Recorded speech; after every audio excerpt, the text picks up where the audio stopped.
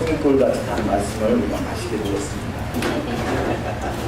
제가 한여름에 더울 때만 그 양복 우아기를 안 입고요.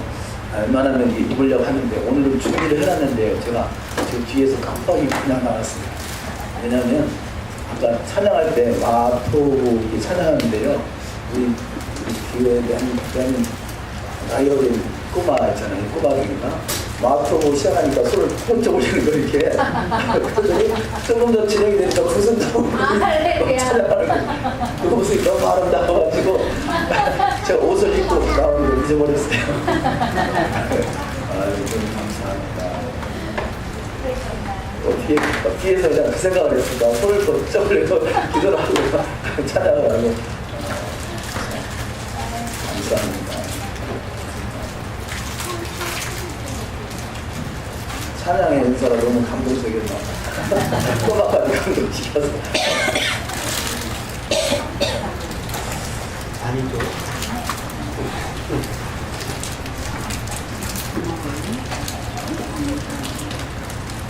오늘은 토라 포션 본문 말씀을 한글을 읽고 히브리어로 천천히 읽어보도록 하겠습니다.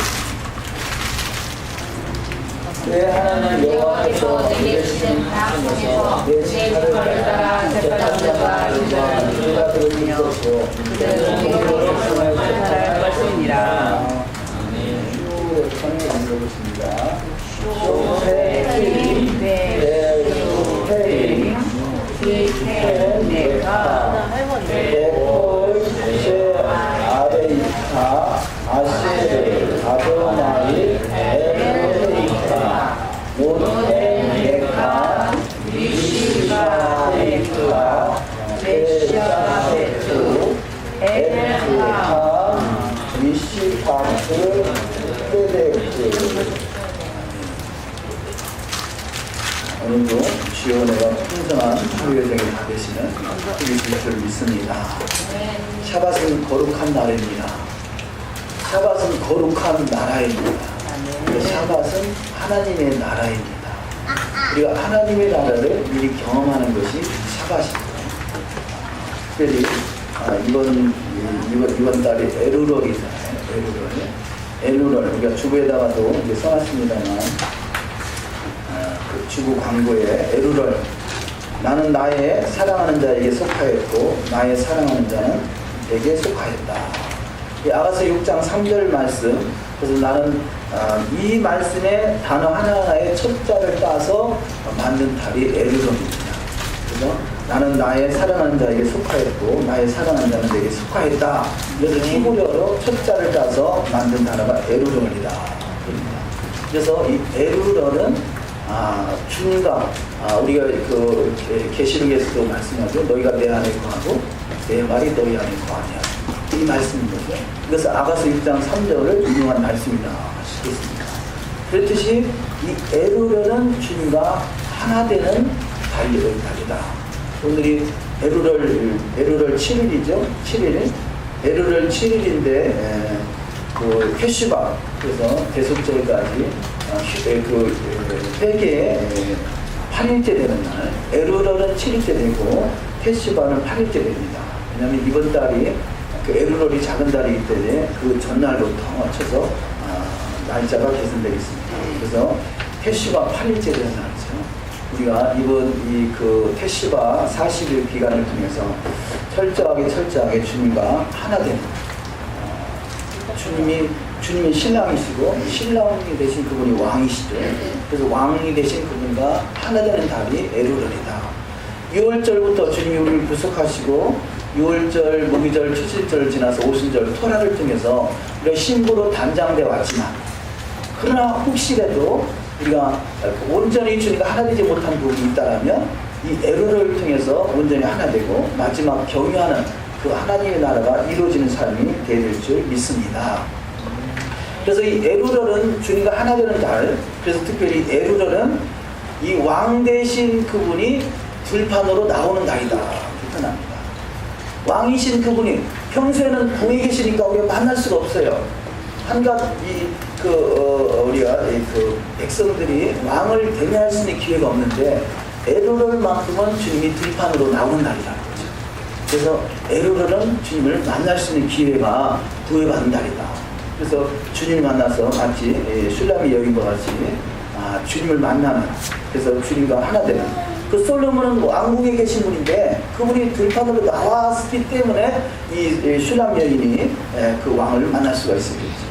이번 기회에 놓치지 않냐고 주님을 만나시고 주님과 하나 되는 복된 날이 되시기를 주의 이름으로 축원합니다. 오늘의 토라 포션이 쇼프팀이죠. 쇼프팀, 재판장들인데요. 재판장들. 여러 가지 본문 말씀에서 참 중요한 메시지들을 많이 주시고 있습니다. 특별히 이 재판장들, 이 본문 말씀을 우리가 제대로 이해하고 제대로 적용시키고 있다면 오늘날의 그동안의 종교가 이렇게까지는 흘러가지 않았을 것입니다. 이 종교라는 것은, 더더구나 기독교라는 것은요, 기독교라는 것은 하나님의 은혜가 있는 사람들이 모인 곳이잖아요. 그런데 마찬가지 그 유대교도 그렇고요, 카톨릭도 그렇고, 오늘날 개신교도 그렇고, 모든 종파들이 이 오늘의 본문 말씀을 제대로 이해하고 그 본문 말씀을 적용시키려고 노력했다면 결코 하나님의 의도에서 벗어나지 않고 에루를 주님을 만날 수 있는 달이 된다는 것이죠. 그래서 우리 가만히 보면요, 유대교의 문제는 말씀을, 물론 저들이 말씀을 더 신앙생활을 잘하겠다고 한 것이지만 결국 바리새인과 서기관들은 주님 앞에 책망을 받잖아요. 그것이 뭐냐? 사람의 계명을 가지고 하나님의 말씀을 폐한다는 것이죠. 어찌 보면 기독교에서 바라볼 때 유대교는요, 특히 바리새인들이, 초대교회 바리새인들은 저들은 토라대로 지켰지 않느냐, 율법을 지켰지 않느냐, 그럼에도 불구하고 하나님 앞에 예수 앞에 책망받았지 않느냐, 이렇게 오해하는 것이에요. 근데 자세히 보면 그런 뜻이 아니라 너희들이 만드는 장로들의 유전, 사람의 계명, 이런 것들로 인해서 하나님의 말씀을 폐하고 있다는 것이죠. 이게 유대교의 문제, 가한 거죠. 말씀을 더해보는 것이에요. 그러니까 결국은 토라를 잘못 해석한 거죠. 토라를 잘못 적용한 것이죠. 그래서 유대교가 책명을 받았다면, 유대교를 이어 나온 것이 카톨릭이라 할 수 있겠죠. 카톨릭도 이 왕의 제도를 도입을 했어요. 그래서 그 왕도 그야말로 교황이 그 안수에서 세울 만큼 그렇게 그 교황의 제도를 또 크게 세웠는데, 저들은 또 뭐가 문제냐? 카톨릭은 뭐가 문제냐? 흐스게 돌아가는 것이죠. 이 본문 말씀의 율법책을 등사하여 왕은 항상 그 말씀을 가지고 백성을 다스려야 되는데 결국은 말씀에서 벗어난다. 그래서 결국은 토라가 없는 왕의 다스림은 하나님의 뜻을 거역할 수밖에 없는 것이고요. 카톨릭 정교회, 동방 정교회나 러시아 정교회, 서방 정교회, 많은 정교회들이 많이 있습니다만 자세히 보면 그 속에 토라가 없어요. 하나님의 은혜를 받은 사람들이 이제는 율법책을 등사하여 그 말씀을 가지고 백성을 다스리는 것이 당연할진데, 그 토라가 없는 다스림은 결국은 이 하나님의 의도에서 벗어나게 되고 말았던 것이죠. 오늘날도 마찬가지입니다. 기독교도 마찬가지입니다. 토라가 없는 다스림은, 토라가 없는 이 신앙생활은 왕 대신 그분을 만날 수가 없는 것입니다. 왕 대신 그분을. 그래서 우리는 반드시 왕 대신 그분을 만나는 것이 샤바시고, 왕 대신 그분과 함께하는 것이 바로 메시아 왕국인 것이고, 주님이 다시 오셔서 통치하는 하나님의 나라가 되는 줄 믿습니다. 그래서 우리는 반드시 이 토라가 온전히 회복돼서 이 율법책을 등사하여 그 옆에 두고 항상 주야로 묵상하며 그 말씀을 가지고 다스리는 복된 여정이 다 되어질 줄 믿습니다. 이것을 위해서 가는 것이 바로 그 신앙의 원리인 것이고, 오늘 본문 말씀에서 본문에서 등장하는 내용입니다만, 본문 말씀이 그러잖아요. 모세를 지도자로 세우시고, 모세를 통해서 모세와 같은 지도자가 다시 나오게 될 것이다 라고 말씀하셨는데요, 그분이 바로 예수아라고 신약에서 말씀하고 있죠. 그러면 최소한 모세를 알고요, 예수아를 안다라면요, 모세보다 더 나은 그 지도자가 예수아고, 예수아보다 더 나은 지도자는 없는 것이죠. 그러면 구약에서의 모세가 최고의 지도자고, 신약에서 진정한 지도자 중에 지도자가 예수아라면요, 결코 그 두 분의 말 이외에는 이 모세보다 나을 수가 없고 그 예수보다 나을 수가 없는 것이죠. 그런데 오늘날에 자 모세 시대를 지나서 예수와 시대를 지나서 누굽니까? 사도 바울의 말을 모세의 말보다 더 위에다 놨고요. 예수와 그분의 말보다 더 위에 놓은 것이 오늘날의 기독교 현실이잖아요. 사도 바울의 말을 잘못 해석한 것이지만 근본은 뭐겠어요? 사도 바울을 모세보다 그 예수보다 더 높이 놨기 때문에 결국 이 사도 바울의 말이 맞다고 생각하는 거죠. 이것이 엄청난 오류인 것이죠. 이런 이 엄청난 오류를 범하고 마는 것이 오늘날의 안타까운 현실이라 할 수 있겠습니다. 그래서 우리 신앙의 근본적인 원리는요. 자, 예수와 그분은 하늘에서 우리 모든 일을 구원하기 위해서 하늘에 속한 자가 돼서 영을 깨우는 분이고 그래서 새 영을 주시는 분이라면 모세는 이 땅에서 완벽한 하나님의 말씀을 주는 사람이라 할 수 있겠죠. 자, 예수와를 통해서 거듭난 우리는 완벽한 모세의 말씀을 통해서 적용시키는 훈련을 하는 것입니다. 그래서 여호와께서 말씀하시고 그 말씀을 친히 실행하신 분이 예수하고 우리는 그 예수를 닮아가는 것이 신앙생활인 것이죠. 예수는 철저하게 말씀을 완벽하게 이루신 분이 있습니다. 이번에 우리가 저지난주에 러시아를 다녀왔습니다만 좋은 소식이 하나 있는데요. 러시아 메시아닉주 목사님들이나 성도를 만나고 왔잖아요. 이분들이 어떤 감동을 받았는지 어쨌든 한국에서 메시아닉주를 찾아오는 분들이 최근 들어서 많아졌대요. 그래서 금년에도 몇 팀이 왔다 갔다 그러더라고요. 그런데 그들 속에는 토라가 없는데 우리는 토라를 준행한다라고 하는데요. 토라를 준행하는 정도가 아니라 어찌 보면 저들보다 더 앞서와 있는 그런 모습으로 비춰진 거예요. 그런 이분들이 감동해가지고 러시아의 메시아닉주 본부에다가 우리를 보고를 해가지고요. 그래서 어떻게 결론이 날지 모르겠지만 아마 좋은 이게 유대관계가 이루어지고 제가 원하는 것은 그거거든요. 우리가 지금 토라를 말하고 있지만 실상은 토라를 말하고는 있지만 토라의 의미를 제대로 이해하지 못하는 부분, 토라의 삶을 제대로 살아내지 못하는 부분이 많이 있다고 생각이 들거든요. 그래서 제가 처음에 그분을 만나서 처음 전한 말씀이 이 스가랴 8장에 있는 말씀, 열국 백성, 열방에 있는 백성 10명이 유다 사람 한 사람을 옷자락을 붙들고 당신들이 만난 하나님을 우리가 만나고 싶다, 좀 가르쳐달라 이렇게 그런다고 말씀을 드리고요. 그리고 우리는 율법의 1.1을 투표하지 않았다고 믿습니다. 그랬더니요. 이분들도 누가복음 1장 6절을 말하면서요. 우리도 율법과 율례와 법도가 흠이 없이 우리의 지켜지기를 원한다. 이렇게 답변을 하더라고요.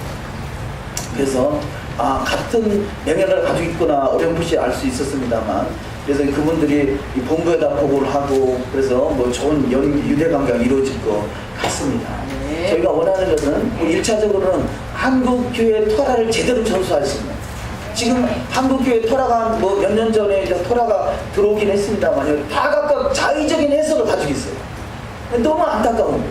다 자의적인 해석이 옳다라는 거죠. 히브리어를 들이대면서 자기가 해석하는 히브리어가 맞다고 하는 사람도 있고요. 여러 가지 천차 만별이 있는데 이런 부분들이 그야말로 오리지널 토라를 제대로 이해할 수 있는 그런 부분이 정착이 됐으면 좋겠다는 간절한 바람이 있습니다. 그리고 제가 예배 전에 어떤 분이 전화가 왔는데요. 그분이 유대인하고 결혼하신 한국 여자분이세요.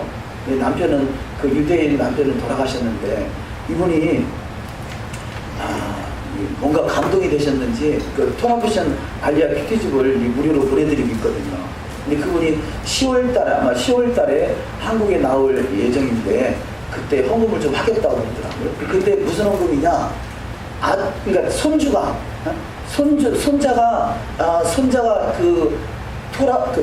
손자가 창세기를요 히브리어로 다 외운대요. 창세기를 히브리어로 다 외우고 또 이 창세기를 영어로 다 외우고 그래서 성경 암송 대회에 나가서 상금을 탔는데 이 상금을 우리 교회에 드리겠습니다. 액수가 얼마가 얼마인지 모르지만요. 아니 그분이 어떻게 우리를 알아가지고 손자가 창세기를 히브리어 암송해서 암송 대회 나가가지고 산 상금을 우리한테 주겠다고 하시냐고 너무 감동인 거예요. 제가 토라 포션 알리아를 만들면서 여러 가지 좀 버거운 것도 있고 해서 뭐 실상은 제일 버거운 것은 이걸 토라 포션 알리아를 조금 계속 이제 만들어야 되는데 사실은 이제 이진아 목사님이 현재 알리아를 편집을 해주고 있는데 금년 말까지만 하기로 했거든요. 예, 더 이상 편집을 해줄 분이 없어서 이런 부분들이 편집하실 분이 제일 지금 문제거든요. 근데 그래서 포기해야 되겠다는 생각을 갖고 있는데 그냥 이렇게 그 세계에 나가 있는 알리아가 소식을 전해오는 거예요. 그러니까 포기한다고 말할 수도 없고 지금 그런 상황이거든요. 근데 지금 긴급하게 알리아 큐티집을 편집하는 일에 좀 헌신할 수 있는 한 분을 좀 찾고 있습니다. 그래서 오늘 주부에 넣어놓긴 했습니다만 그렇잖아요. 그런 분이 감동이 돼서 그렇게 하는 게 너무 감동이잖아요. 그런 소식들이 이제 종종 들려오더라고요. 그래서 그냥 단지 여러 가지 좀 버겁다고 포기할 생각만 가질 것이 아니라 어떻게 해서든지 그 하나님 토라를 알리는 일에 더욱더 힘써야 되겠구나 그런 생각을 다시 한번 또 다짐을 해봅니다. 자, 오늘 토라 보시는 말씀에 쇼프팀이잖아요. 그래서 재판장 오늘 본문의 그 제목을 보면 내 하나님 여호와께서 내게 주시는 각성에서 내 지파를 따라 재판장들과 지도자를 둘 것이요 그들은 공의로 백성을 재판할 것입니다. 이렇게 말했습니다. 자, 재판장들과 지도자 이걸 다른 말로 유사 그러잖아요. 재판장과 유사를 둘 것이요. 그래서 재판장에 대해서 오늘 본문에는 기록이 안 되어 있습니다만 조금 나누기를 원하는데요. 재판의 쇼프팀이죠. 쇼프팀.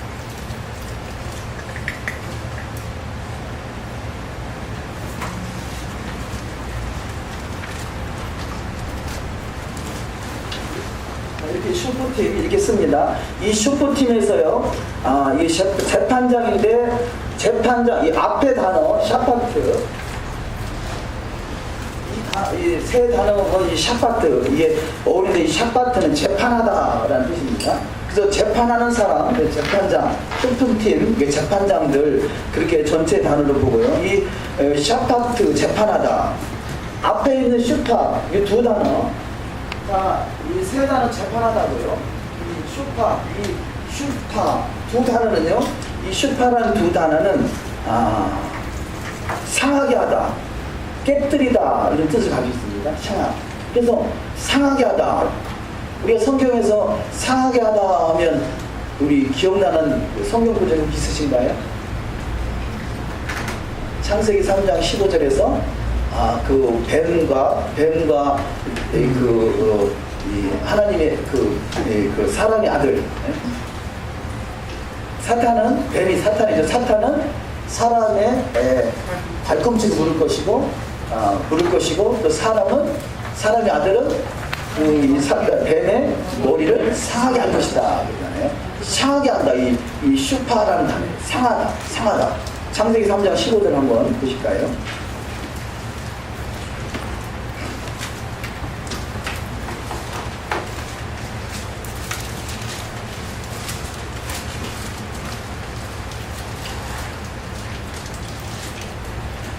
(3장 15절을 다 같이 한번 읽어보십니다. 내가 너로 여자와 원수가 되게 하고 너의 후손도 여자의 후손과 원수가 되게 하리니 여자의 후손은 내 머리를 상하게 할 것이요 너는 그의 발꿈치를 상하게 할 것이라 하시고 아멘. 자, 여자의 후손은 바로 이 사탄의 머리를 상하게 하는 거죠. 머리를 이렇게 우리가 발목을 붙들면 이게 앞으로 나가지 못해서 그렇지 죽지는 않잖아요. 그런데 그 여자의 후손은 뱀의 머리를 상하게 한다는 건 뱀을 죽일 수 있다는 거죠. 자, 상하게 한다. 그러면 이 상하게 하는 게 누구냐? 슈파인데 이 샤파트 그랬잖아요. 재판하는 자, 슈퍼팀, 재판하는 사람. 그러니까 재판장이 뭐 하는 것이냐? 뱀의 머리를 상하게 하는 자고요. 뱀을 깨뜨리는 거죠. 사탄을 깨뜨리는 거죠. 근데 뭘로 깨뜨리느냐? 이 재판장이 하는 것은 토라를 가지고 재판하는 거잖아요. 그러니까 토라는 뭐 하는 거냐? 뱀의 머리를 상하게 하는 것이죠. 뱀의 머리를 깨뜨리게 하는 거죠. 그래서 우리의 토라가 선포된다는 것은요, 토라를 실행한다는 것은 뱀의 머리를 깨뜨리는 거예요. 할렐루야. 우리는 그만큼 강력한 능력이 있는 것이죠. 우리가 사탄을 뭘로 이기느냐? 우리가 예수 이름으로 떠나갈지어다. 그래도 그냥 떠나면 가지요. 그 언제 또 들어와 그게. 우리가 토라로 채우지 않으면요, 이 한 길로 도망갔다가 일곱 귀신 데리고 들어오는 거예요. 그래서 더 중한 병이 걸리지 않게 다시는 죄를 짓지 말라 그러잖아요.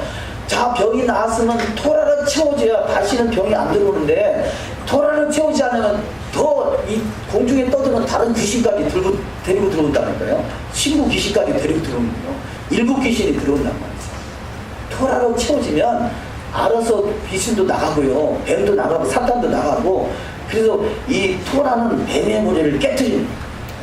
샤파트가 단어 하나가 그렇게 말을 하고 있잖아요. 그래서 우리 이 단어 하나의 의미를 잘 새롭게 이해한다는 것은 그만큼 강력한 무기를 우리가 장착하는 것이죠.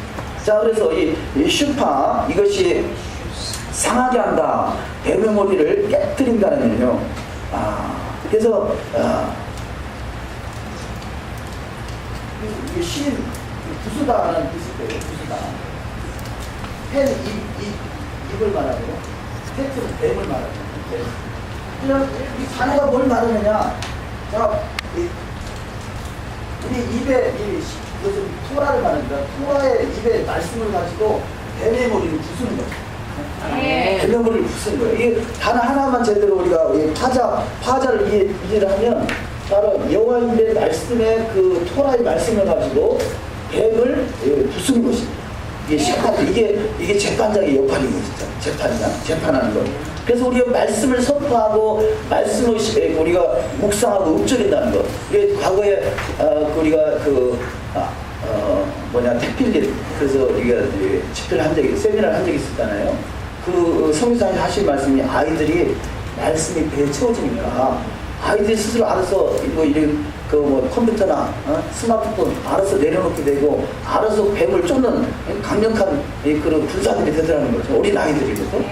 그러니까 우리가, 그래서 제가 가장 지금 갈급한 것이 뭐냐, 우리는 택필린이거든요. 그냥 말로만 택필린 하자 그것이 아니라, 어쨌든 성경을 암송해야 되는데요. 성경 우리가 히브리어로 암송해도 좋겠고, 그것이 어려우면 한글로도 암송하고, 어쨌든 말씀을 암송해서 그 말씀이 바로 말씀을 암송하고 말씀이 깨달아지고 말씀이 내 입에서 선포되는 것이 뱀의 머리를 깨뜨리는 것이 하나님 나라를 확장시키는 것이죠. 그래서 이 일에 저와 여러분이 쓰임받는 저와 여러분이 되길 소망합니다. 자, 슈퍼팀 재판장이 어디서 재판하느냐? 성문에서 재판하거든요. 성문. 그래서 성은 성에 들어가려면, 바로 성에 들어가면 반드시 문을 통과해야 되잖아요. 그래서 그 문에서 재판하는 걸 재판장이에요. 재판장. 그래서 성문을 지키면서 이 성문에서 재판하는 사람이 재판장과 유사인 것입니다. 그래서 우리가 결국 아담과 하와가 선악을 알게 하는 실과를 따먹는 순간에 결국 성문을 뺏긴 거예요.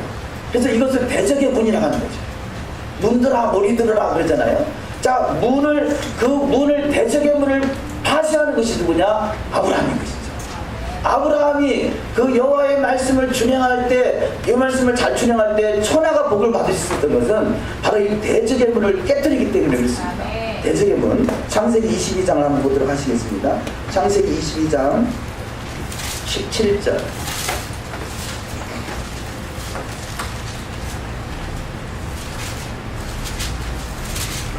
창세기 22장 17절 한번 누가 한번 읽어주실까요? 내가 내게 큰 복을 주고 내 씨가 크게 번성하여 하늘의 별과 같고 바닷가의 물을 같게 하리고 내 씨가 그 대적의 성문을 차지하리라. 아멘. 그래서 이 아브라함의 복이 뭐냐? 결국은 대적의 문을 깨뜨고 바로 대적의 문을 깨뜨리고요. 큰 복을 주고 내 씨로 크게 성하여 하늘의 별과 같고 바다의 모래 같게 하리니 내 씨가 그 대적의 문을 얻으리라. 사탄에게 빼앗겼던 그 대적의 문을 바로 그 아브라함의 믿음을 가짐으로 말미암아 대적의 문을 깨뜨리고 대적의 문을 얻게 되는 것이죠. 내 씨가 그 대적의 문을 얻으리라. 마귀에게 빼앗겼던 대적은 성전으로 들어간 문을 얻게 된다는 거죠. 이것이 재판장의 사명인 것입니다. 우리 한 구절만 더 보실까요? 24장, 창세기 24장 60절, 창세기 24장 60절. 읽어주십니다. 60절. 창세기 24장 60절 다 같이 읽습니다. 리브가에게 축복하여 가로되 우리 누이여 너는 천만인의 어미가 될지어다. 내 씨로 그 원수의 성문을 얻게 할지어다. 아멘. 자, 아브라함이 후손이 대제계문을 취하게 된다는데, 자, 이삭, 리브가 결국 천만인의 어미가 되는데 내 씨로 그 원수의 성문을 얻게 할지어다. 원수의 성문, 아담과 하와가 빼앗겼던 그 원수의 성문을 취하는 것이 아브라함인 것이죠. 아브라함의 복이 바로 후손이 이삭과 야곱과 요셉과 또 이스라엘과 저와 여러분에게 임하게 되는 것입니다. 그래서 우리는 쇼프팀 재판장으로 부름을 받은 것입니다. 재판장의 사명을 감당할 때 대저계문을 부수고 거기서 이 대저계문을 취해서 빼앗겼던 대저계문을 빼앗아서 하나님의 성전으로 임하는 축복이 있을 줄 믿습니다. 그래서 믿는 자가 취하질 것이 바로 이 대저계문인 것이죠. 대저계문은 바로 토라를 통해서 토라가 선포되는 순간순간마다 이 대적의 지키고 있는 이 사탄의 머리를 상하게 만드는 거죠. 그래서 끊임없이 선포하는 거죠. 한 번 때려서 죽는 게 아니라 계속 그야말로 사탄이 머리가 상해서 더 이상 존재하지 못하도록 계속 대적의 문을 취할 때까지 우리는 그 사탄의 문을 부수는 것입니다. 성문, 그러면요, 성문, 샤르인데요.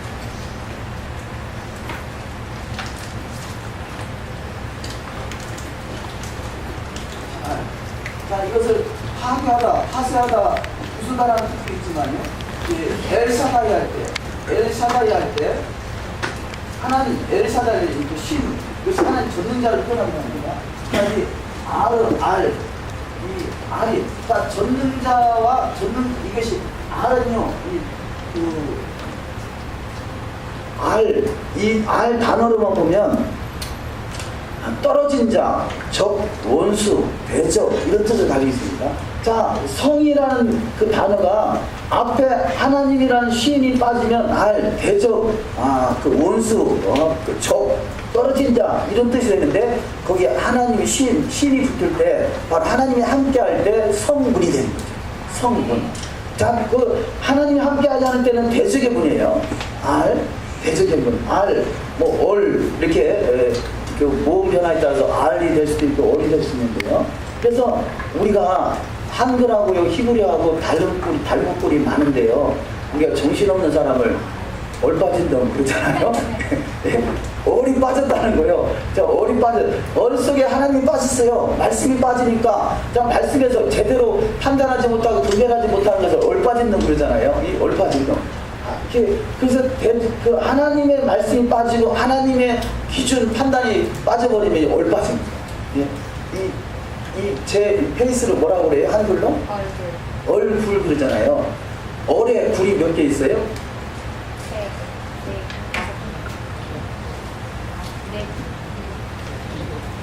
예? 7. 그렇죠. 2, 4, 5, 6, 7. 7개. 그래서 얼에 굴이 7개 있어요. 얼에 굴이 7개. 왜냐? 이건 내놓으라. 7 금초대. 그래서 이 얼에 굴이 말씀이 들어왔다 나왔다 하는 굴이 7개예요. 그래서 7개의 굴이 있어가지고요. 굴을 잘 지켜야 되는 거예요. 성문을, 이게 이 성문이란 말이에요. 이 몸이 하나님의 성전이라고 그랬잖아요. 성전으로 들어가는 문이란 말이에요. 이게 구멍이 문이요. 그 문을 잘 지켜야 돼요. 이 세상 뭘 듣느냐, 뭘 보느냐, 뭘 냄새를 맡느냐, 뭘 말하느냐, 이게 너무 중요한 거죠. 그래서 이 7개의 성문을 잘 지키면 말씀으로 채워지면요. 이게 이 말씀이 선포될 때 빛이 되는 거죠. 내노라는 빛이잖아요. 열방을 비추는 빛이잖아요. 그래서 얼굴이란 말이에요. 얼에 굴에 말씀이 들어가면 이게 제대로 된 사람이 되는데요. 이 굴이 다른 걸로 채워지면 얼빠진 놈들 그런다는 거예요. 그래서 이 쇼퍼팀 하나님의 말씀으로 주야를 묵상하며 그 가운데 지켜 행할 때 우리는 진정한 쇼퍼팀 재판장이 되는데, 그렇지 않으면 이 거짓 재판장, 거짓 선지자가 됩니다. 오늘날에 토라가 빠진 이 지도자는요, 이게 얼빠진 놈이고, 죄송합니다. 얼빠진 거, 거짓 선지자입니다. 말씀이 선포되지 않으면, 토라가 선포되지 않는 것은 그 거짓 선지자인 것입니다. 그래서 우리는 진정한 선지자, 진정한 재판장이 되어야 될 줄 믿습니다. 제사장과 재판장. 그래서 말씀을 이 초대교회 때 랍비들, 유대인들은 어찌 보면 말씀을 뺐다기보다 너무 가했고요. 오늘날의 기독교는요, 말씀을 감했어요. 하나를 다 빼버렸잖아요. 가감한다. 이것을 이 좌로나 우로나 치우친다 그러잖아요. 자, 가감한다라는 말보다는 치우친다. 이것이 또 들어가지. 좌로나 우로나 치우치지 아니한다. 그래서 이 치우친다라는 단어가 뭐냐면요, 치우친다라는 단어가 치우친다. 지금 출애굽 우리가 신명기를 보고 있죠. 신명기 17장을 한번 보시겠습니다. 신명기 17장.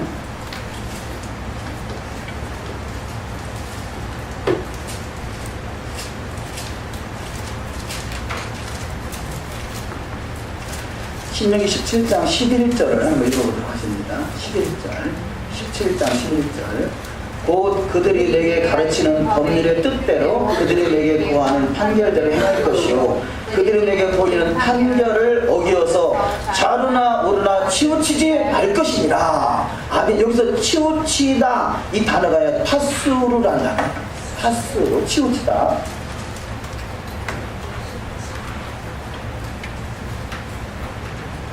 이 타수루라는 단어인데요, 이 타수루라는 단어가 수치로 보면요, 이 타로가 400, 수로가 60, 이게 6, 메시가 200. 더하면 얼마일까요?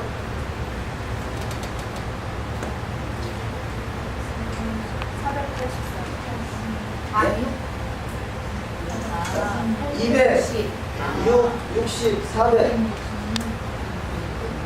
660. 자, 짐승의 피 660이 뭐냐? 좌로나 우로나 치우치는 게 660인 거예요. 토라의 말씀을 온전하게 가하는 것도 아니고 감하는 것도 아니고요, 온전하게 지키는 것이 이게 이 수로랍니다. 이 수로. 자, 야수로. 그런데 야수로는 나는 여기다 타브를 떼고 옆에 요드가 붙으면 야수로가 되는데요, 야수로는 그 모세가 시내산에서 떨기나무 불꽃 가운데 주님이 그 여호와께서 사자로 나타나셔서 이 떨기나무 불꽃 가운데 모세가 고개를 돌려서 쳐다보잖아요. 이때 야수, 요두, 이 하나님을 말하죠. 자, 그래서 하나님을 향해서 쳐다보는 그것이 야수로, 이것이 쳐다보는 야수로라면, 타수로는요, 좌로나 우로나 치우치는 것이 타수로라는 수로. 그래서 우리는 결국 666, 짐승의 표 666이 뭐냐? 말씀을 가하거나 말씀을 감하는 것. 좌로나 우로나 치우치는 것이 이게 짐승의 표입니다. 표. 이게 표. 그래서 우리는 여기서 타수로 그러잖아요. 지금 이것은 백성들에게 주는 말씀이잖아요. 우리 한번 8절부터 다시 한번 11절까지 읽어보도록 하시겠습니다. 17장 8절부터 내 성중에서 성사로 다투는 일이 있을 때 서로 피를 흘렸거나 다투었거나 구타했거나 하여 내가 판결하기 어려운 일이 생기거든 너는 일어나 내 하나님 여호와의 택하실 곳으로 올라가서 네 일사람 제사장과 당시 재판장으로 나아가서 물으라. 그 다음에 그들이 어떻게 판결할 것을 내게 가르치리니 여호와께서 택하신 곳에서 그들이 내게 보이는 판결의 뜻대로 내가 행하되 무릇 그들이 내게 가르치는 대로 삼가 행할 것이니 곧 그들이 내게 가르치는 법률의 뜻대로 그들이 내게 구하는 판결대로 행할 것이요 그들이 내게 보이는 판결을 어기어서 좌로나 우로나 치우치지 말 것이니라. 사람이 만일 천자하고 내 하나님 여호와 앞에 서서 섬기는 제사장이나 재판장을 듣지 아니하거든 그 사람을 죽여 그 이스라엘 중에서 악을 취하여 보리라. 자, 제사장이나 재판장을 듣지 아니하거든, 자, 토라의 말씀을 이 판결하는 것을 듣지 아니하거든 그 사람을 죽여 이스라엘 중에서 악을 취하여 버릴지라. 좌로나 우로나 치우치는 것이 얼마나 큰 문제인가. 토라의 말씀을 준행하는 것이 얼마나 큰 문제인가, 토라를 판결하는 것을 우리가 준행하지 않는 것이 얼마나 큰 문제인가를 이 부모는 참 적나라하게 말씀하고 있습니다. 또한 그 19대 이것은 백성들이 해야 될 일이라면 재판장이 해야 할 일이죠. 왕위의 선자가 재판하는 자 18절부터 합독하십니다. 그가 왕위에 오르거든 레위 사람 제사장 앞에 보관한 이 율법서를 등사하여 평생에 자기 옆에 두고 읽어서 그 하나님 여호와 경외하기를 배우며 이 율법의 모든 말과 이 규례를 지켜 행할 것이라. 그러면 그의 마음이 그 형제에 교만하지 아니하고 이 명령에서 떠나 좌르나 우르나 치우치지 아니하리니 이스라엘 중에서 그와 그의 자손의 왕위에 있는 날이 장구하니라. 아멘. 자, 여기서도 치우치다라는 단어가 나오죠. 여기서 수르라는 단어가 사용됐는데요. 수로. 그래서 우리는 이 좌르나 우르나 치우치는 것이 이게 짐승이구나. 그럼 짐승이 하는 일이 뭐냐? 좌르나 우르나 치우치게 만드는 거죠. 토라는 폐했다. 토라는 가감됐다. 토라는 완성됐기 때문에 폐한 것은 아니지만 더 이상 지킬 필요가 없다. 이런 말들이 바로 짐승이 하는 소리인 거죠. 우리는 짐승의 소리가 너무나 많이 오늘날의 그 현실 속에 있잖아요. 우리는 말이라도 지켜야 된다. 내가 온전히 지키지는 못하지만 지키려고 힘쓰는 자가 되자. 뭐 이 정도는 해야죠. 아이고 다 지킬 사람이 어디 있어. 그러니까 믿기만 하면 돼. 라고 하는 것은 이것이 이 좌르나우나 치우치게 만들 수 있다는 거죠. 물론 믿음으로 말미암아 가능한 것이지만 그럼 내 안에 말씀이 있을 때 하나님 말씀만큼 역사하거든요. 아무리 성령이 충만하게 역사하고요, 우리가 말씀에 내가 하나님을 아는 지식만큼만 하나님이 성령이 역사한단 말이에요. 내가 그렇잖아요. 얼마나 성령 충만한 사람이 대한민국이나 세계에 많겠어요. 근데 안식일은 이미 일요일로 바뀌었다고 그런 지식을 가지고 있는 순간에 일요일이 당연한 것을 여기고 있단 말이에요. 주일 성수 얼마나 많이 강조하고 있어요. 근데 그것이 성경적인 원리가 아닌 것이 지식이 들어있으면 지식 이상 이 성령이 벗어날 수가 없다는 거죠. 성령은 하나님을 아는 지식만큼 역사한다는 거죠. 그래서 하나님을 아는 지식으로 잘 채워져 있는 것. 지금은 비록 지키지 못한다 할지라도 바른 지식을 가지고 있으면 언젠가는 그것이 성령으로 내 마음에 감동을 주셔서 그걸 지켜야 할 수 있도록 이끄시는 거죠. 그래서 저와 여러분이 하나님을 아는 지식으로, 특별히 바른 지식, 토라의 말씀으로 잘 우리가 훈련되는 것, 아직은 온전치 못하지만 그러나 믿음만큼이라도 말씀대로 믿으시기를 주의 이름으로 축원합니다. 그 믿음이 언젠가는 성령으로 역사하셔서 온전케 하시는 축복이 있을 줄 믿습니다. 자, 오늘 본문 말씀으로 좀 간략하게 들어가도록 하겠습니다. 서론적으로 쭉 말씀을 기록해 놨습니다만, 그래서 이 본문 말씀의 내용이 신명기 16장에서부터 21장까지 말씀이 첫 번째 재판장과 왕의 선택에 관해서 말씀하고 있고요. 두 번째 제사장, 레위인 그리고 선자의 권리에 대해서 말씀하고 있습니다. 세 번째 율법 수혈을 위한 준비 단계로 말씀하고 있고요. 네 번째 십계명에 대해서 말씀하고, 마지막으로 제단의 규례에 대해서 말씀하고 있는데요. 그 제단의 규례 결론이 참 종교와 거짓 종교의 차이점에 대해서 설명하고 있습니다. 그래서 이 토라의 말씀들을 우리가 이렇게 영양식으로 이렇게 마음판에 잘 새겨놓기를 바라고요. 그래서 에레미야서에서는 에스겔서에서는 말씀을 채우되 배에 채우되 창자에까지 가득 채우라고 그러잖아요. 가득 채워져 있으면 언젠가는 그 말씀이 역사하기 때문에 그렇습니다. 아는 지식만큼 역사하기 때문이죠. 결론의 말씀으로 네 가지를 나눕니다. 그래서 첫 번째 정의의 저울과 망치를 가지라. 이것이 재판하는 자죠. 재판. 그래서 그 재판하는 곳에는 이게 저울이 달려 있잖아요. 좌로나 우로 치우치지 않으라는 그런 의미로 주어지고 있습니다. 오늘 본문은 신명기 16장 20절 말씀이에요. 이 정의의 저울로 재판하는 것이 얼마나 중요하냐면 째데크 이렇게 20절 16장 20절을 보시면 16장 20절 말씀에 번역이 이렇게 되어 있습니다. 16장 20절 너는 마땅히 공의만 쫓으라.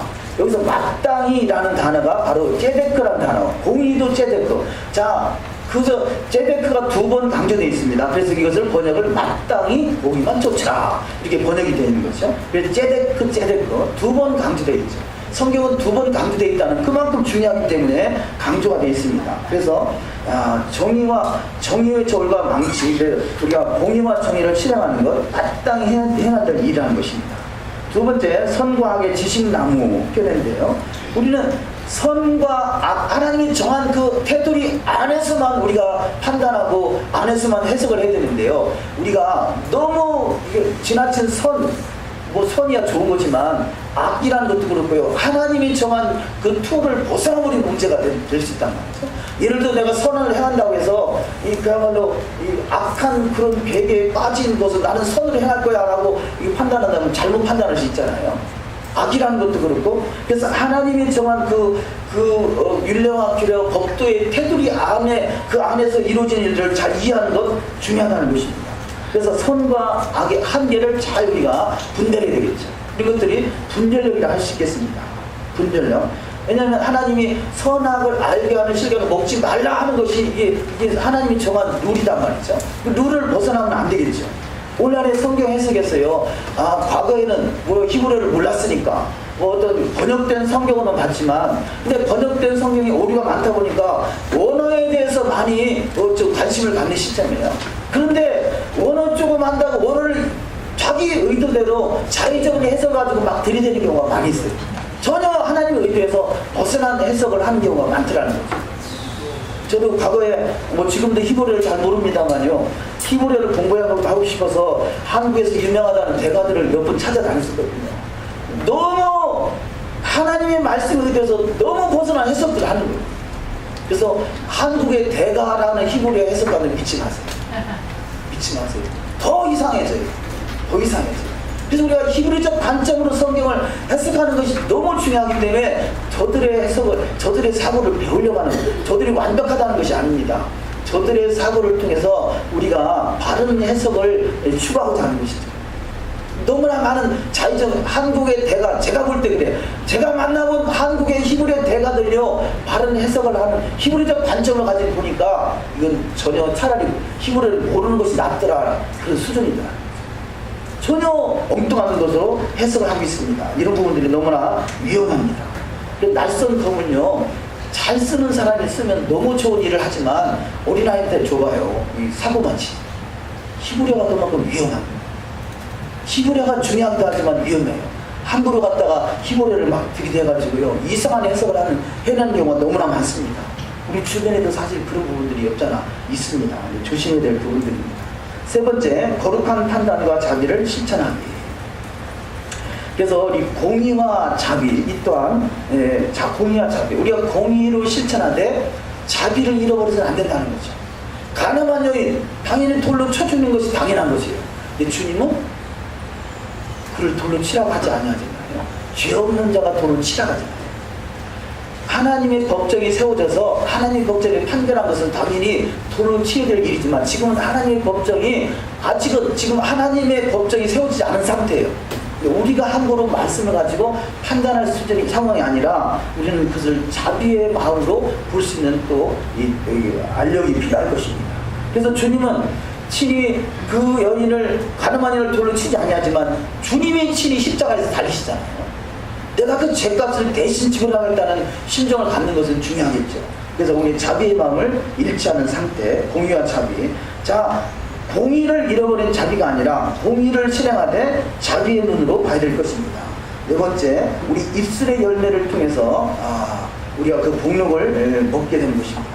우리 잠언 10장 11절 한번 보도록 하시겠습니다. 잠언 10장 11절 말씀.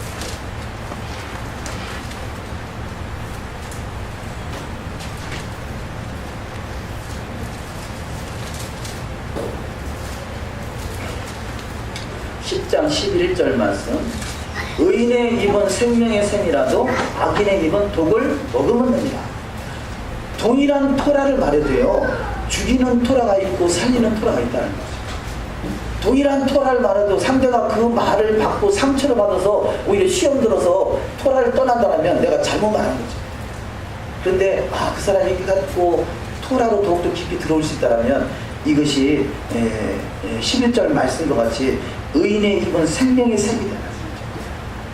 토라를 적용을 시키되 이것이 죄와 사망의 토라가 될 것이냐, 생명의 성령의 토라가 될 것이냐. 내 안에서 생명이 나가면 같은 토라를 말해도 그 사람이 영혼이 살아날 것이냐, 내 안에서 죄와 사망의 토라가 나가면 그 영혼을 죽이게 될 것입니다. 그래서 의인의 입은 생명의 샘이라도 악인의 입은 독을 먹으면 됩니다. 우리가 어떤 마음을 가지고 토라를 준영하느냐, 어떤 마음을 가지고 토라를 적용시키느냐, 이게 너무 중요한 것이죠. 그래서 우리는 생명의 토라를 적용시킬 수 있는 생명의 샘이 샘솟듯이 솟아나는 축복이 되어야 될 줄 믿습니다. 우리가 그랬잖아요. 토라를 깨달은 사람들은 토라를 말하면 말수록 너무 그 말씀이 꿀수에까지 달아져요. 근데 토라를 깨닫지 못한 사람은 말하면 말수록 부담이 돼. 이 토라하다가 돌아버리겠네. 그런 사람들 있잖아요. 이게 생명의 토라가 되지 못해서요. 그 사람들은 어떻게 토라를 인도할 것인가? 내 안에 생명이 충만하면 그 사람의 생명이 전달될 것이고, 내 안에 사명이 충만하면 우리가 더 멀어질 것입니다. 근데 이것을 우리가 애통하며 기도해야 되겠죠. 애통하면서 기도해야 되겠죠. 이런 부분들을 우리의 숙제일 것입니다. 그래서 기도에는 이런 거가 나갈 수 없습니다. 그래서 믿음의 기도는 역사함이 많습니다. 토라를 충분히 기도하고 전하지 않으면 이게 사망의 토라가 될 것이고, 그러니까 충만하게 생명의 샘이 돼서 전하는 토라가 되어야 될 것입니다. 자, 본문 말씀에 있어서 첫 번째, 판단을 그치게 하는 것은 우리의 죄입니다. 우리는 두 주인이 있습니다. 그것이 한 주인은 만문이고 한 주인은 여호와 하나님을 알 수 있겠죠. 자, 두 주인이 있습니다. 물론 이 둘 다 필요해요. 어떤 이 재물도 필요해요. 여호와도 필요해요. 그러나 재물을 위해서 여호와를 이용한다면 이것은 만문신이 되는 것이고, 여호와 하나님을 잘 섬기기 위해서 재물을 활용한다면 이것은 지혜가 필요할 것입니다. 근데 이 선을 조절하는 것이 너무나 어렵더라는 거죠. 그래서 차라리 조절이 안 되거든, 차라리 재물을 버려버리고 가난하게 살고 주님만 섬기는 것이 나을 것이고, 지혜롭게 활용할 수 있다면 이것이 더 효과적일 것입니다. 많은 부분들이 우리가 오늘날에 원래 많은 사람들, 목회자도 그렇고요, 타락하게 되는 이유가 토라가 없이 우리가 신앙생활 하다 보니까, 결국은 여호와를 섬기는 그 섬김이 오히려 여호와를 이용해서 재물을 누리는데 사용되는 경우가 많더라는 것이죠. 이 부분을 우리가 참으로 지혜롭게 활용해야 될 것입니다. 두 번째, 재판의 목적과 부당한 판결의 예가 있습니다. 부당한 판결하는 경우가 있다는 것이 역대하 19장 10절을 읽습니다. 무릇 어느 성읍에 거한 너희 형제가 혹 피를 흘림이나 혹 율법이나 계명이나 율례나 규례를 인하여 너희에게 와서 송사하거든 저희를 경계하여 여호와께 죄를 얻지 않게 하여 너희와 너희 형제에게 진노하심 임하지 말게 하라. 너희가 이렇게 하면 죄가 없으리라. 아멘. 판결하는 것도 지혜가 필요하겠습니다. 두 번째, 공의롭지 않은 부당한 판결의 예가 있습니다. 공의롭지 않은 부당한 판결들, 다수결의 의견을 따라 부당한 증언을 내리는 판결, 이것이 민주주의를 할 수 있겠죠. 자, 민주주의가 좋은 부분도 있지만 무조건 다수결의 의견을 따라 행하는 이것은 부당한 판결을 낼 수 있는 경우가 또 많이 있다는 것입니다. 그래서 하나님이 기뻐하시는 판결이 되어야 되겠죠. 두 번째, 가난하고 약자라고 그거 무조건적으로 편들어주는 이것도 판결을 굳게 할 수가 있습니다. 세 번째, 가난하거나 고아나 과부, 타국인을 억울하게 하는 또 판결이 있을 수 있다는 것이요. 힘 있는 자의 편에 서는 것도 있을 수가 있겠습니다. 그래서 우리가 공의와 정의를 잘 분별해서 판단한다는 것, 이것이 참으로 지혜라고 할 수 있겠습니다. 세 번째, 제사장과 재판장이 구해야 할 것, 신명기 17장 10절을 읽습니다. 여호와께서 택하신 곳에서 그들이 내게 보이는 판결의 뜻대로 내가 행하되 무릇 그들이 내게 가르치는 대로 삼가 행할 것이니 사람이 만일 천자하고 내 하나님 여호와 앞에 서서 섬기는 제사장이나 재판장을 듣지 아니하거든 그 사람을 죽여 이스라엘 중에서 악을 제하여 보리라. 아멘. 첫 번째, 제사장이나 재판장의 판결에 귀를 기울이고 잘 행하는 자가 되어야 될 것입니다. 두 번째, 제사장이 입술에는 지식과 율법이 있어야 합니다. 말라기서 2장 7절, 대저 제사장이 입술은 지식을 지켜야겠고 사람들이 그 입에서 율법을 구하게 되어야 할 것이니 제사장은 만군의 여호와의 사자가 되면. 아멘. 말라기서는요, 제사장이 주어지는 말씀을 알 수 있겠습니다. 그런데 이 제사장이 판결을 굳게 하고 율법을 구하지 않으면 똥을 어떻게 한다고 그러잖아요. 말라기서에. 세 번째, 제사장 입술에 지식의 율법이 있어야 하겠고요. 세 번째, 자기 스스로 율법과 지혜와 무략이 있다고 착각할 수가 있다는 것입니다. 예레미야 18장 18절, 그들이 말하기를 오라 우리가 꾀를 내어 에레미야를 치자. 제사장에게는 율법이, 지혜로운 자에게는 모략이, 선지자에게는 말씀이 끊어지지 아니할 것이니 오라 우리가 혀로 그를 치고 그 입에 아무 말에도 주의치 말자 하나이다. 에레미야의 입의 말을 굳게 하려고 하는 자가 있는 것을 볼 수 있습니다. 네 번째, 눈이 어두워진 자는 스데반을 돌로 치는 자가 될 것입니다. 사도행전 7장 58절, 성 밖에 내치고 돌로 칠세 증인들이 옷을 벗어 사울이라는 청년의 발 앞에 두니라. 자, 성 밖에 내고 돌을 치는 자가 있죠. 스데반이나 베드로가 동일하게 여호와의 말씀을 선포합니다.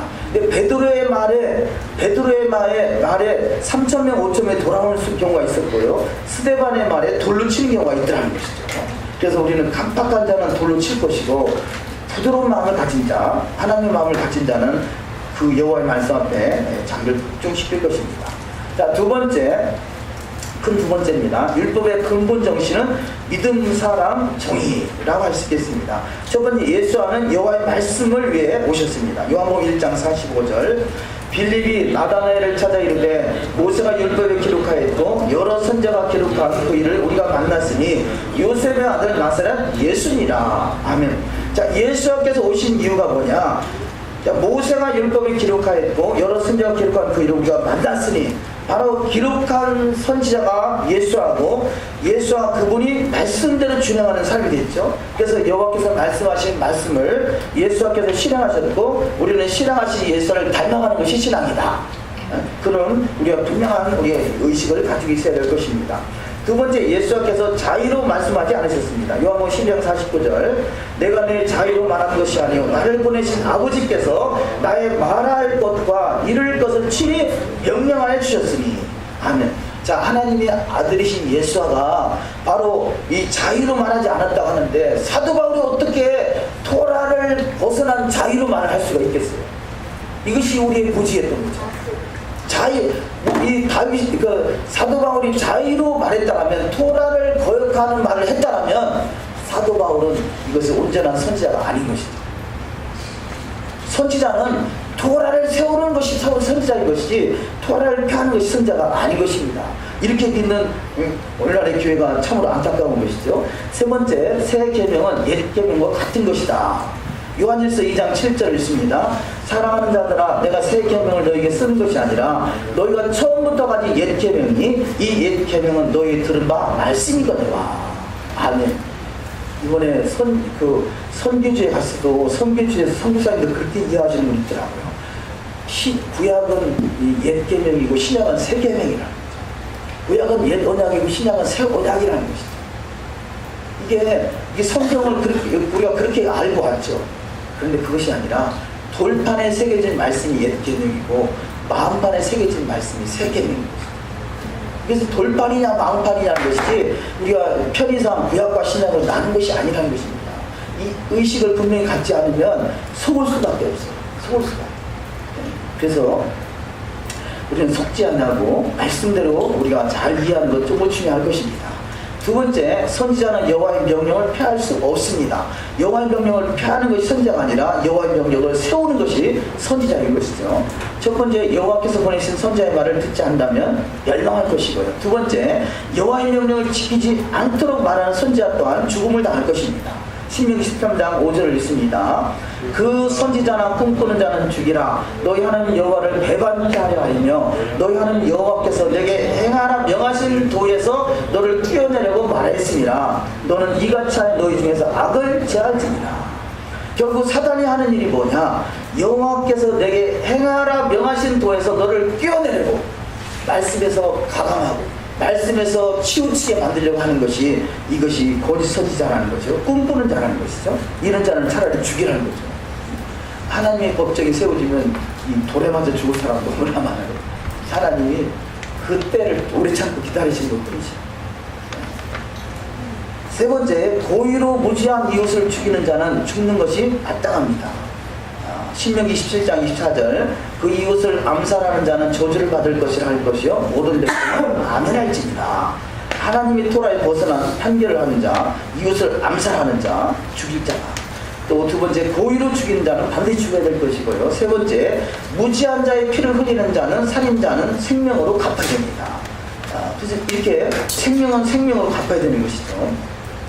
자, 세 번째, 큰 세 번째, 예수와의 자리에 자신이 앉아있는 자가 있다는 것입니다. 자, 범죄로 인해서 첫 번째 멸망할까 두려워하게 될 것입니다. 그래서 가나안 일곱 족속들은 우상 숭배로 멸망을 당했습니다. 우리가 이 가나안 일곱 족속, 가나안 땅에 들어가기 전에는요, 저들에게 권면했다가 듣지 않으면 그 진멸하든지 아니면 우회해서 통과하든지 했는데요, 가나안 땅만큼은 진멸하는 거죠. 자, 우리가 나 밖에는 아직은 세상이에요. 우리가 세상에 있잖아요. 그러니까 세상은 내가 돌로 칠 수 없지만 내 안에는 하나님의 선전이잖아요. 내 안에는 가나안이단 말이에요. 내 안에는 이게 천국이단 말이에요. 네가 하나님의 선전이라고 그랬잖아요.